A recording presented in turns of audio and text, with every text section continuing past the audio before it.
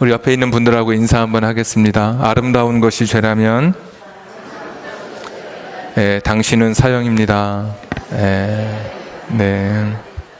한 번 더 아름다운 것이 죄라면 당신은 사형입니다.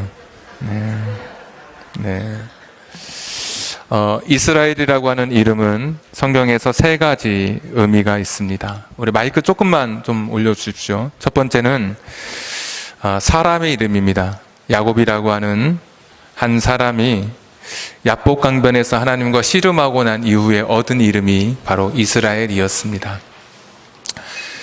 야곱이라고 하는 그 이름의 뜻처럼 사기꾼, 또 협잡꾼, 발 뒤꿈치를 잡은 사람, 형을 이기고 살았던 이 사람, 그 존재가 하나님이라 할지라도 나는 결코 질 수 없어 자기 환도뼈가 부러지면서까지 하나님과 맞서 싸우려고 했었던 야곱에게 하나님께서는 네가 사람을 이기기 위해서 또 하나님을 이기기 위해서 살아온 너의 인생은 더 이상 그렇게 애쓰지 말라고 말씀하시면서 내가 너를 다스린다, 하나님이 주관하신다라고 하는 이름의 뜻 이스라엘을 야곱에게 주셨습니다.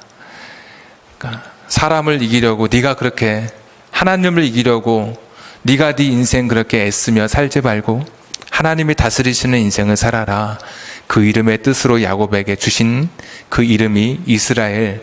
그래서 이스라엘의 첫 번째 이름은 사람 이름입니다. 두 번째는 이 야곱의 자손들이 소위 12지파라고 하는 이런 민족이 되어서 가나안 땅에, 약속의 땅 가나안 땅에 들어가게 되는 그 하나의 민족을 가리켜서 이스라엘 민족, 우리가 이스라엘 이렇게 부르게 됩니다. 그래서 두 번째는 민족의 이름, 바로 이스라엘입니다. 세 번째는 하나의 민족 이스라엘이 두 개로 나뉘어지는 사건이 있었습니다. 오늘 읽은 사건이 바로 그 사건입니다. 그래서 북쪽에 위치한 한 나라와 남쪽에 위치한 한 나라, 그래서 남쪽에 위치한 나라를 가리켜서 유다 지파가 남쪽 유다의 가장 주축이 되었기 때문에 남유다 이렇게 불렀고, 북쪽에 있는 10개의 지파는 따로 이름을 붙일 수 없어서 그냥 원래 있었던 북쪽에 위치한 이스라엘이다. 그래서 북이스라엘 이렇게 부르게 됩니다. 첫 번째는 사람의 이름 이스라엘이, 두 번째는 하나의 민족의 이름, 세 번째는 지형적으로 나라가 나뉘어져서 북쪽에 위치한 그런 나라의 이름, 이렇게 말할 수 있을 것입니다. 열왕기상 11장, 오늘 읽은 11장부터 지난주 살펴봤던 열왕기하 17장까지 이 북이스라엘, 나라가 북쪽에 위치한 지형적인 북이스라엘의 역사가 기록되어 있었습니다. 오늘 읽은 열왕기상 11장을 시작으로 지난주에 말씀을 나눴던 열왕기하 17장까지, 작년부터 시작해서 오늘 이르기까지 열왕기하 17장까지 이르러서 이 북이스라엘의 역사가 약 210년간 19명의 왕들로 구성되었던 지형적으로 북쪽에 있었던 이스라엘 역사가 기록되어 있는 것입니다. 그래서 오늘 이 시간에는 그 길게 나누었던 말씀들을 간략히 요약하면서 북이스라엘의 부록, 북이스라엘 역사의 총정리가 되는 그런 시간으로 오늘 이 말씀을 함께 나누려고 합니다. 이스라엘의 첫 번째 왕은 잘 아시는 것처럼 사울이었습니다. 두 번째 왕은 다윗, 사무엘 상에는 사울의 이야기가, 사무엘 하에는 두 번째 왕이었던 다윗의 이야기가, 그리고 열왕기상 11장까지는 세 번째 왕이었던 솔로몬의 이야기가 기록되어 있습니다. 한번 11장 9절 한번 보겠습니다. 11장 9절. 솔로몬이 마음을 돌려 이스라엘의 하나님 여호와를 떠남으로 여호와께서 그에게 진노하시니라. 여호와께서 일찍이 2번이나 그에게 나타나시고 이 일에 대하여 명령하사 다른 신을 따르지 말라 하셨으나 그가 여호와의 명령을 지키지 않았으므로 11장 11절 여호와께서 솔로몬에게 말씀하시되 내게 이러한 일이 있었고 또 네가 내 언약과 내가 네게 명령한 법도를 지키지 아니하였으니 내가 반드시 이 나라를 네게서 빼앗아 네 신하에게 주리라. 그러나 네 아버지 다윗을 위하여 네 세대에는 이 일을 행하지 아니하고 네 아들의 손에서 빼앗으려니와. 솔로몬의 이 범죄로 인해서 나라가 나뉘어질 것을 하나님께서 말씀해 주셨습니다. 자, 11장 26절 한번 보겠습니다. 솔로몬의 신하 느바세 아들 여로보암이 또한 손을 들어 왕을 대적하였으니 그는 에브라임 족속인 스레다 사람, 성경에 딱 2번밖에 나오지 않는, 그러니까 유명하지 않은 사람입니다. 어머니의 이름은 수르와 과부였던 그런 어머니 밑에서 자라난 여로보암이 등장합니다. 28절에 보시면 여로보암은 큰 용사다. 전쟁을 잘했다기보다는 영어로 보면 very able, 능력이 있는 그런 사람이었습니다. 또 28절에 보시면 굉장히 부지런했고 그래서 솔로몬이 요셉 족속의 일을 감독하는 노동 감독관으로 세웠습니다. 그러나 여러분 그 당시에도 아무리 자기의 능력이 뛰어난다 할지라도 그가 가진 배경이 여로보암에게는 전혀 없었습니다. 스레다 사람, 이름 없는 지역에서 태어난 바로 그 사람. 예수님께서 나사렛 사람이라고 할 때 나다니엘이 그곳에 무슨 선한 것이, 무슨 특별한 것이 있겠느냐라고 할 만큼 지역이라고 하는 것은 교육의 환경, 또 부모가 가진 재산을 나타내는 척도가 되는 것입니다. 볼품없는 지역에서 태어난 이 무명의 사람 여로보암, 아버지도 없이 그 당시에 노동력이 없었던 어머니 밑에서 홀 어머니 밑에서 자라난 이 여로보암, 아무것도 내세울 것 없었던 여로보암을 하나님께서 선택하십니다. 11장 37절 한번 보겠습니다. 내가 너를, 하나님께서 여로보암을 취하리니 너는 네 마음에 원하는 대로 다스려 이스라엘 위에 왕이 되되. 그러니까 솔로몬의 범죄로 인해서 나라가 나뉘어지게 될 텐데 나뉘어지는 그 나라의 왕으로 여로보암을 삼아 주시는 것입니다. 38절 네가 만일 내가 명령한 모든 일에 순종하고 내 길로 행하며 내 눈에 합당한 일을 하며 내 종 다윗이 행함같이 내 율례와 명령을 지키면. 굉장히 중요한 말씀이죠. 아무런 자격 없는 사람을 택하여 주셔서 하나님 말씀에 순종하면 내가 다윗처럼 너를 대우해 주겠다 말씀해 주셨습니다. 계속 읽으면 내가 너와 함께 있어 내가 다윗을 위하여 세운 것 같이 너를 위하여 견고한 집을 세우고 이스라엘을 내게 주리라. 흑수저 여로보암을 하나님 선택해 주셔서 내가 솔로몬에게 너무 많이 실망을 했어. 그래서 나머지 10개의 지파를 너에게 줄 거야. 너는 그리고 지형적인 북이스라엘 나라의 첫 번째 왕이 너가 될 거야. 네가 하나님 말씀, 내게 주신 그 말씀을 잘 붙들고 살면 내가 너를 붙들어 줄게. 우리가 하나님 말씀을 붙들면 하나님이 우리를 붙들어 주시잖아요. 내가 성경을 붙잡으면 성경 말씀이 나를 붙잡아 주시는 것처럼 하나님이 그렇게 말씀하시는 거예요. 네가 나를 견고히 붙들면 내가 너를 견고하게 붙들어 줄게. 홀어머니 밑에 자라난 그리고 가난한 동네에서 태어났던 여로보암에게 하나님이 은혜를 주셔서 이스라엘의 첫 번째 왕으로 세워주십니다. 이것이 북이스라엘의 첫 번째 시작이었습니다. 그런데 바로 한 장 넘겨보시면 열왕기상 12장에 가시면 여로보암은 하나님의 기대와는 다른 길을 걸어가게 됩니다. 금송아지 2개를 만들어서 최북단과 최남단에 북이스라엘에 세워놓고 남쪽 유다의 성전까지 갈 필요 없이 여기서 하나님 앞에 예배드리면 된다. 자기 마음대로 자기가 하나님 앞에 예배드릴 장소를 자기가 정했습니다. 그리고 레위 자손이 아닌 일반 백성을 제사장으로 삼았습니다. 그리고 한 달 차이 나게 그 당시에 드려지던 절기와 비슷하게 자기가 스스로 절기를 만들었던 사람이 바로 여로보암이었습니다. 그러니까 다른 이유가 아니라 혹시 이스라엘 백성, 북쪽에 있었던 이스라엘 백성이 하나님 앞에 예배드리러 남쪽 유다 땅에 내려갈까봐, 내려가다가 보면 자기가 홀로 될까봐 그게 두려워서 사람들로 하여금 남쪽에 내려가지 않아도 되고 북쪽에 있어도 된다고 이야기한 것이죠. 그러기 위해서 우상을 세우고 또 이 산당을 만들고 제사장을 만들고 또 예배드리는 것처럼 모든 형식을 다 갖추어 놓았던 것을 보게 됩니다. 그렇게 하면 자기가 굳건히 설 줄 알았고 자기의 나라가 세워질 줄 알았습니다. 그렇게 하면 자기의 왕위가 견고할 줄 알았습니다. 근데 어리석은 것이죠. 이미 하나님께서는 자기의 노력이나 자기의 힘으로 나라를 세울 수 없다고 말씀해 주셨습니다. 그럼에도 불구하고 여로보암은 자기 힘으로 자기 노력으로 살아가려고 했던 사람입니다. 자기 꿈을 이루려고, 자기 욕심을 이루려고 자기가 금송아지를 만들었던 그런 사람이었습니다.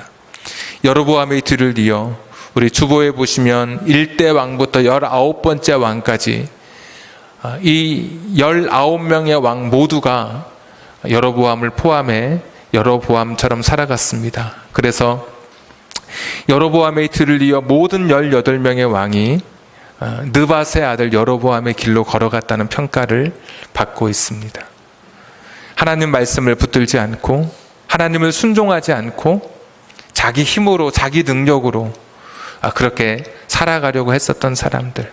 그러니까 하나님이 기대하실 때는, 여로보암을 왕으로 세울 때는 네가 붙들 것은 하나님의 말씀이다. 하나님 말씀대로 살면 내가 너를 붙들어 줄게 약속했지만 하나님의 말씀 대신 자기의 지식과 능력을, 자기의 경험을 붙들었던 사람, 그리고 그렇게 살았던 왕들의 이야기를 우리가 북이스라엘의 역사를 통해서 그동안 살펴볼 수 있었습니다. 최고의 절정기는 오므리 왕조라고, 오므리의 아들이었던 아합 시대는 하나님도 믿고 바알도 믿었던 그런 시대였습니다.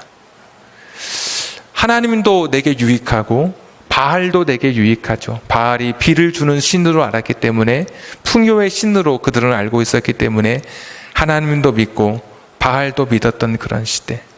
그러니까 온전히 하나님만 믿은 것이 아니라 자기의 욕심과 자기의 꿈을 위해서라면 세상의 그 어떤 것도 의지할 수 있는 그런 시대.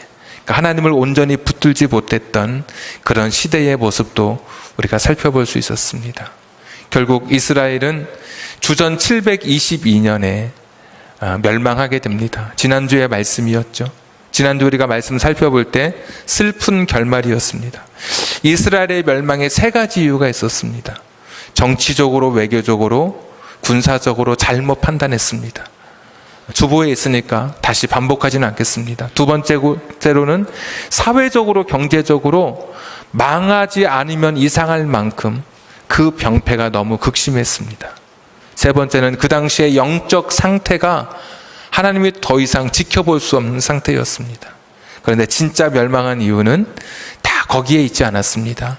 정치적인 이유, 군사적, 사회, 경제, 영적인 이유 때문에 멸망한 게 아니었죠. 진짜 멸망한 것은 회개하지 않아서 멸망한 것이죠. 하나님이 그렇게 기다려 주셨지만 그들은 회개하지 않아서 결국 722년에 아수르에 의해서 멸망하고 맙니다. 이 멸망당한 이스라엘 백성들은 산산이 흩어지게 되었습니다. 뿔뿔이 흩어지게 되었습니다. 아수르의 정책이 이 서울에 사는 사람들을 각 도시로 흩어버리는 겁니다.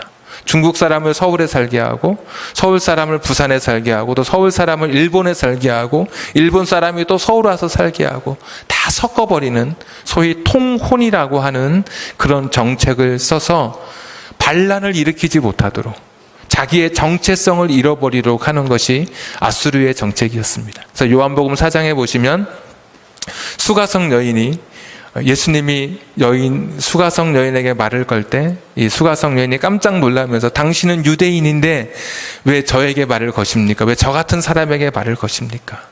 바로 그 수가성이 사마리아 지역에 있었습니다. 그러니까 이 지역은 유대인 취급을 안 하는 거죠. 이스라엘 취급을 안 하는 그 정도로 이 북이스라엘의 10지파는 완전히 역사에서 사라지고 말았습니다. 우리가 흔히 말하는 유대인, 이 말은 남쪽에는 유대 지파와 베냐민 지파 두 지파만 남았습니다. 나중에 살펴보겠지만 계속 열왕기하를 우리가 공부해 가니까 바벨론에 끌려갔다가 돌아오는데 유대 지파만 돌아옵니다. 유다 지파만. 사람들이 돌아오고 난 사람들을 유다 지파 사람들 하다 보니까 나중에 유다 사람들, 유다인, 그래서 지금 우리가 유대인이라고 부르는 것이죠. 이 유대인에는 북이스라엘 사람들은 한 명도 포함되지 않는 겁니다. 왜? 역사 속에서 완전히 사라져 버렸습니다. 지금 우리가 말하는 이스라엘, 지형의 이스라엘을 가리킬 때는 이 북이스라엘 사람들은 한 명도 거기에 포함되지 않는 것이죠. 다 흩어져 버리는 그런 슬픈 결말을 이 북이스라엘이 맞이하게 됩니다. 하나님이 기대하시고 하나님께서 아무것도 아닌 여로보암을 선택해 주셔서 여로보암으로 하여금 어떻게 사는 것이 올바른 삶인지 하나님 말씀해 주셨지만 뒤에 있는 모든 왕들과 함께 북이스라엘은 하나님을 배반한 길로 걸어가게 되어 마침내 멸망에 이르게 되었습니다. 열왕기상 11장부터 열왕기하 17장까지 우리가 주보 이면에 나오는 19명의 왕들을 쭉 살펴보면서 우리가 같이 공부했던 그런 내용의 요약이라고 할 수 있습니다. 저는 이 북이스라엘의 이야기를 보면서 여러분에게 4가지를 짧게 말씀드립니다. 첫 번째, 하나님은 역사의 주관자가 되신다는 사실을 저는 말씀을 여러분과 함께 전하면서 깨닫게 되었습니다. 그러니까 하나님은 한 나라의 역사나 또 개인의 역사를 팔짱을 끼고 관망만 하시는 분이 아니라 순간순간 역사 속에 참여하시는 그런 분이셨습니다. 때때로 사람이 할 수 없었던, 한 나라가 감당할 수 없었던 일들까지도 하나님께서 초월적인 힘으로 역사해 주셔서, 간섭해 주셔서 그 역사의 물꼬를 바꾸시는 분이 하나님이셨습니다. 도저히 이길 수 없었던, 인간의 힘으로는 도저히 헤쳐갈 수 없었던, 단절될 것 같았던 그런 역사였지만 하나님께서 그 물길을 바꾸어 주셨던 그런 분이셨습니다. 때로는 막기도 하시고 때로는 열어주기도 하셨던 하나님의 역사를 우리가 그동안 살펴볼 수 있었습니다. 인간의 개인의 역사, 여러분의 오늘 역사 속에 내 인생은 너무 슬픈 역사, 내 인생에 지나온 날들을 돌이켜볼 때 너무 고통스럽고 힘들었다 할지라도 지금 내 인생의 역사가 수렁으로 빨려 들어가는 것 같은 절망과 슬픔의 역사라 할지라도 저는 여러분에게 말씀드릴 수 있는 것은 우리가 북이스라엘의 역사를 보면서 인간의 역사 속에 간섭하시고 개입하시는 하나님께 여러분의 인생의 역사가 맡겨질 때 하나님께서는 여러분의 인생의 역사를 바꾸어 주실 수 있는 그런 분이라고 하는 것입니다. 하나님은 저와 여러분의 인생의 길을 바꾸어 주실 수 있는 그런 분이십니다.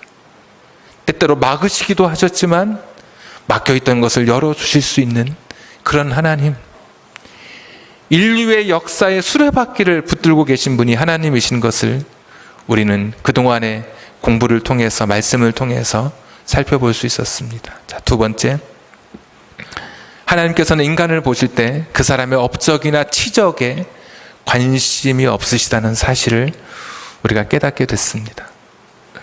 오므리라고 하는 사람, 이름도 잘 기억하지 못하죠. 그러나 그런 사람은 아주 굉장한 이스라엘의 왕이었습니다. 북이스라엘을 가리켜서 그 주변의 나라들은 오므리의 땅이라고 불렀습니다. 내가 오므리의 땅을 점령하러 간다. 아수르조차도 북이스라엘이라는 말을 하지 않았습니다. 오므리가 다스리던 땅, 이렇게 부를 정도로. 그리고 여로보암 2세라고 하는 왕이 있었죠. 1세 여로보암과 이름이 똑같으니까 첫 번째 왕을 여로보암 1세, 두 번째 왕을 여로보암 2세라 그랬습니다. 나라가 엄청 부강해졌습니다. 지금 말로 하면 광개토대왕 같은 왕이라고 제가 말씀드렸던 기억이 있습니다. 우리나라의 대왕은 두 사람만 붙이잖아요. 세종대왕하고 광개토대왕. 그 정도로 엄청나게 훌륭했던 왕이 여로보암 2세였습니다. 하나님은 관심이 없으십니다. 업적이나 치적에 관심이 없으시고 하나님의 관심은 그 사람이 하나님과 어떤 관계를 가지고 살아가는지 여기에 관심이 있으셨습니다. 그가 세상적으로 아무리 뛰어나다 할지라도 하나님은 거기에 감동받으시는 그런 분이 아니셨습니다. 무슨 건물을 짓고 무슨 회담을 하고 무슨 물길을 뚫고 새로운 영토를 넓히고 이런 것에 하나님이 관심이 없으십니다. 그가 하나님과 어떤 사람이었는지, 하나님 앞에 그는 어떤 관계를 맺으며 살아가는지, 이것이 성경 저자의 관심이었고 하나님의 관심이었습니다. 하나님은 지금도 오늘 여러분이 어떤 차를 타고 왔는지, 여러분의 지갑에 돈이 얼마나 있는지, 또 여러분이 통장에 돈을 얼마나 갖고 있는지에 관심이 없으십니다. 하나님은 관심이 없으십니다. 시편 50편에 보니까 들의 짐승이나 집에 있는 짐승이나 다 하나님 거예요. 그거 드린다고 하나님 앞에 생색낼 필요가 없는 것이죠. 하나님께 정말 감사함으로 서원하며 드리는 제사가 진짜 제사이지, 하늘에 있는 땅에 있는 거 모든 거 하나님의 것인데 그걸로 하나님 앞에 드린다고 해서 하나님이 그것으로 기뻐하지 않으신다는 그런 고백도 우리가 기억하게 됩니다. 우리가 가지고 있는 것으로 하나님은 우리의 높낮이를 평가하지 않으신 하나님이십니다. 내가 어떤 사람인지. 가수 김도양이라고 하는 분이 난 참 바보처럼 살았군요, 이런 곡을 썼습니다. 어느 한 날, 이렇게 시작하는 노래이죠. 예수 믿기 전 삶이었다고 고백합니다. 중요하지 않은 것 가지고 이것이 내 생의 전부인 양, 이것이 내 생의 최고의 가치인 양 붙들고 살아왔던 지난날이 얼마나 허망한 것인지. 신상옥 최은희, 여러분 기억하시겠죠? 최은희라고 하는 이 여배우는 올 4월에 92세의 나이로 세상을 떠났습니다. 그가 떠나면서 유언으로 남긴 것이, 내 장례식장에 난 참 바보처럼 살았군요, 이 곡을 틀어주십시오. 92세의 나이로 세상을 떠나면서 어떤 연유인지 모르지만 나는 참 바보처럼 살았다. 이 북이스라엘의 왕들의 길들이 그렇습니다. 이름도 기억하지 못할 그 6명의 왕들, 베가 정도만 약간 기억날 만큼, 그 누구도 기억하지 못할 그 왕을 위해서 서로 죽이고 죽였던, 계속해서 쿠데타가 일어났던 사건들도 여러분 기억나지 않으십니까? 아무것도 아닌 것을 위해서 살아가고 있는 우리라면 이 북이스라엘의 역사는 우리에게 참다운 거울이 되는 것입니다. 하나님은 지금도 우리가 하나님과 어떤 관계를 맺고 살아가고 있는지에 지금도 관심을 갖고 계십니다. 세 번째, 북이스라엘 역사에 나타난 하나님의 모습은 너무 사랑 많으신 하나님이십니다. 계속해서 기다려주시는 하나님이십니다. 제가 2부 예배 때도 말씀드렸지만, 다시 아이를 어렸을 때부터 키우면 잘 키울 것 같아요. 그때는 잘 너무 몰랐어요, 키우는 거를. 그냥 자식을 낳으면 부모가 되는 줄 알았지 부모 교육을 받아본 적이 없으니까 20살이 되고 그렇게 됐다 할지라도 더 잘 키울 수 있을 것 같아요. 그때로 돌아가면, 어린 시절로 돌아가면 아이들을. 하나님은 우리 부모와 같지 않으시잖아요. 기다려주시고 다시 돌아올 수 있도록, 회개할 수 있도록 시간을 허락해 주셨어요. 여로보암을 세우실 때 흙수저 여로보암, 아무것도 아닌 여로보암을 왕으로 세워주시면서, 높은 지위도 아니에요, 노동감독관, 그것도 한 지파에 세워주시면서 그에게 많은 은혜를 주셨어요. 얼마나 큰 은혜입니까? 바로 거절하고 배신했지만 하나님은 그를 처벌하지 아니하시고, 우리 부모들처럼 우리의 화를 누그러뜨지 못하고 자식에게 쏟아붓던 그런 부모가 아닌 인내심 많으시고 기다려주시던 하나님, 19명의 왕이 지나가도록 210년간 기다려주셨습니다. 선지자들을 보내서 하나님의 사랑의 메시지를 보내주시죠. 북이스라엘은 5명의 선지자가 활동했죠. 엘리야, 엘리사, 요나, 아모스, 호세아, 이 선지자들이 활동했습니다. 무서운 메시지가 아니라 하나님의 사랑의 메시지죠. 돌아오라고. 하나님은 지금도 저와 여러분을 기다려 주셔요. 우리가 실패하고 우리가 세상에서 정말 누구 말대로 헛짓거리하고 있을 때 천둥벼락을 쳐서 벌하지 아니하시고 우리가 다시 제자리로 돌아오도록 하나님은 지금도 기다려주시는 하나님이십니다. 그러나 사랑은 오래 참고 언제나가 아니라고 말씀드렸잖아요.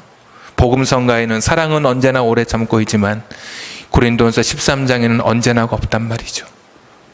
오래 참으시지만 회개와 용서받을 기회가 끝난다는 사실, 그 끝이 있다는 사실 앞에 오늘 이 슬픈 이 이스라엘의 결말 앞에 아무도 흔적을 찾아볼 수 없는, 뿌리를 찾아볼 수 없는 완전히 망해버린 이 이야기를 보면서 하나님 우리를 기다려주시는 그 사랑, 그 앞에 돌아갈 때가 바로 지금이라는 생각을 하게 됩니다.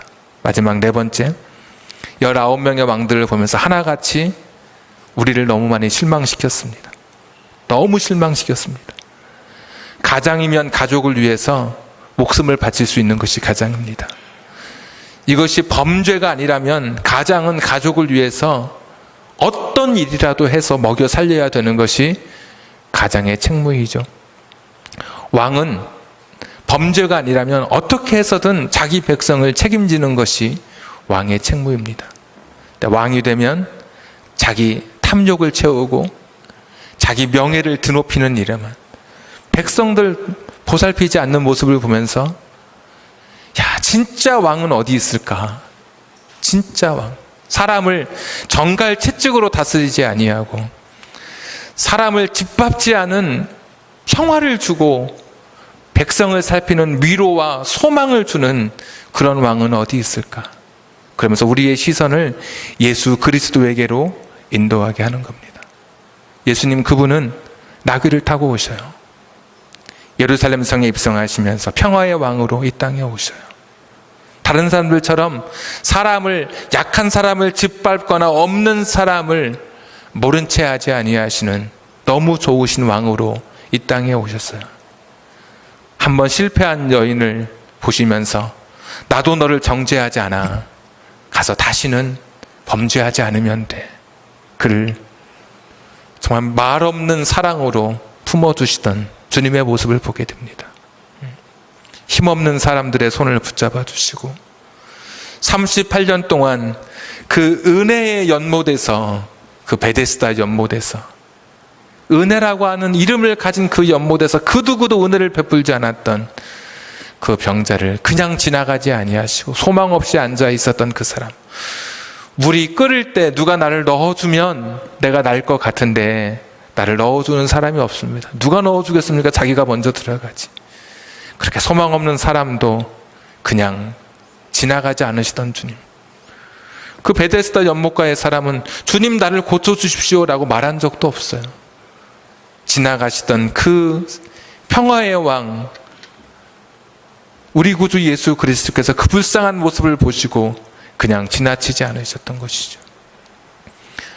우리로 하여금 예수 그리스도가 어떤 분이신 것을 보게 합니다.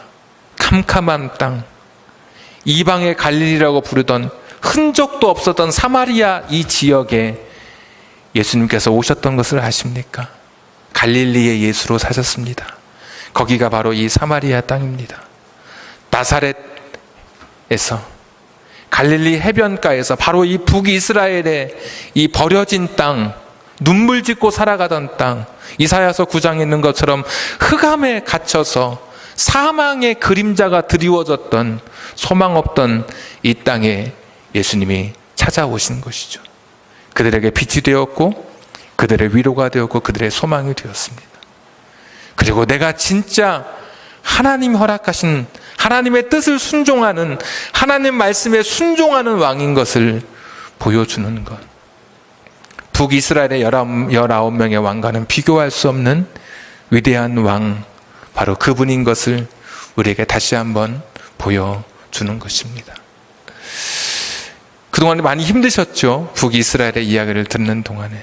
열왕기상 11장부터 시작해서 열왕기하 17장까지 19명의 왕들의 이야기를 통해서 우리는 한 사람 한 사람 왕에 대한 공부가 아니라 우리는 그 역사를 통해서 하나님의 발자국을 그동안 살펴본 것입니다. 경남 고성에 가면 공룡박물관이 있다고 말씀드렸잖아요. 길이 35cm, 깊이 2cm, 보폭 70cm의 이 공룡 발자국이 경남 고성 해안 바위 위에 250개 이상 찍혀 있습니다. 두 발로 걸은 공룡 발자국이 찍혀 있고, 네 발자국으로 걸은 공룡 발자국이 찍혀 있고, 무리를 지어서 걸은 공룡 발자국이 찍혀 있고, 육식 공룡은 홀로 걸었던 발자국이 찍혀 있고, 경남 고성에만 발자국이 있었겠습니까? 공룡이 살았겠습니까? 여기도 공룡이 다녔겠죠. 그렇지만 흔적이 없는 거잖아요. 우리가 이스라엘 역사를 그동안 좀 굉장히 힘든 시간이었지만 같이 살펴본 것은 하나님의 발자국이 이스라엘 역사에 선명하게 찍혀있기 때문에 같이 살펴본 것이죠. 우리나라 역사에도 하나님이 함께 하셨지만 모든 역사를 주관하시는 분이시니까 하나님의 발자국이 지워져서 희미해서 보이지 않아서 우리가 찾지 못할 뿐이고, 그러나 이스라엘 역사 속에 담겨져 있는 하나님의 발자국, 분명한 발자국을 따라서 우리가 여기까지 같이 왔습니다. 내 인생의 역사를 바꾸시는 그 하나님, 내 인생의 역사 속에 개입하시는 그 하나님, 그리고 무궁무진한 사랑으로 지금도 기다려주시는 그 하나님, 그리고 우리 인생을 보실 때 업적이나 치적이 아닌 하나님과의 관계 속에서 나를 평가하시는 그 하나님, 그리고 진짜 왕이신 예수 그리스도를 이 땅에 보내주셔서 우리가 더 이상 좌절하고 실망하지 아니하도록 예수 그리스도 안에서 그 왕 밑에서 다스림 받는 것이 얼마나 행복한 삶인 것을 우리에게 보여주시는 이 북이스라엘의 이야기를 통해서 오늘 저와 여러분의 삶 속에 새로운 역사를 써내려 가시기를, 지금 이제까지 왔던 내 인생의 역사를 단절하고 새로운 매듭을 짓고 새로운 역사를 그려 가실 수 있는 여러분 되기를 주님의 이름으로 축복합니다. 기도하겠습니다.